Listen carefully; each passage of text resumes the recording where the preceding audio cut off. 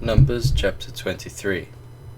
Balaam said, "Build me 7 altars here, and prepare 7 bulls and 7 rams for me." Balak did as Balaam said, and the 2 of them offered a bull and a ram on each altar. Then Balaam said to Balak, "Stay here beside your offering while I go aside. Perhaps the Lord will come to meet with me. Whatever he reveals to me I will tell you." Then he went off to a barren height. God met with him, and Balaam said, "I have prepared 7 altars, and on each altar I have offered a bull and a ram." The Lord put a word in Balaam's mouth and said, "Go back to Balak and give him this word." So he went back to him and found him standing beside his offering with all the Moabite officials. Then Balaam spoke his message. "Balak brought me from Aram, the king of Moab, from the eastern mountains. Come," he said, "curse Jacob for me. Come, denounce Israel. How can I curse those whom God has not cursed? How can I denounce those whom the Lord has not denounced? From the rocky peaks I see them, from the heights I view them. I see a people who live apart, and do not consider themselves one of the nations. Who can count the dust of Jacob, or number even a fourth of Israel?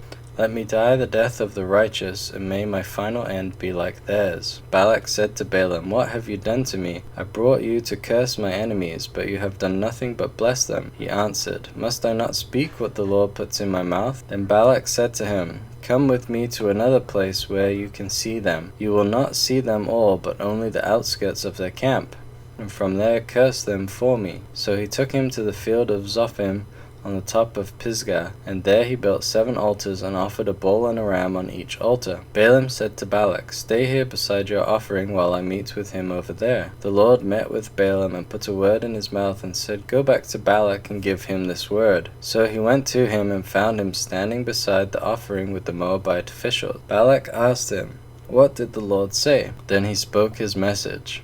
"Arise, Balak, and listen. Hear me, son of Zippor. God is not human that he should lie, not a human being that he should change his mind. Does he speak and not then act? Does he promise and not fulfill? I have received a command to bless. He has blessed, and I cannot change it. No misfortune is seen in Jacob, no misery observed in Israel. The Lord their God is with them. The shout of the king is among them. God brought them out of Egypt. They have the strength of wild ox. There is no divination against Jacob, no evil omens against Israel. It will now be said of Jacob and of Israel, 'See what God has done.' The people rise like a lioness. They rouse themselves like a lion that does not rest till it devours its prey and drinks the blood of its victims." Then Balak said to Balaam, "Neither curse them at all nor bless them at all." Balaam answered, "Did I not tell you I must do whatever the Lord says?" Then Balak said to Balaam, "Come, let me take you to another place. Perhaps it will please God to let you curse them for me from there." And Balak took Balaam to the top of Peor, overlooking the wasteland. Balaam said, "Build me 7 altars here, and prepare 7 bulls and 7 rams for me." Balak did as Balaam had said, and offered a bull and a ram on each altar.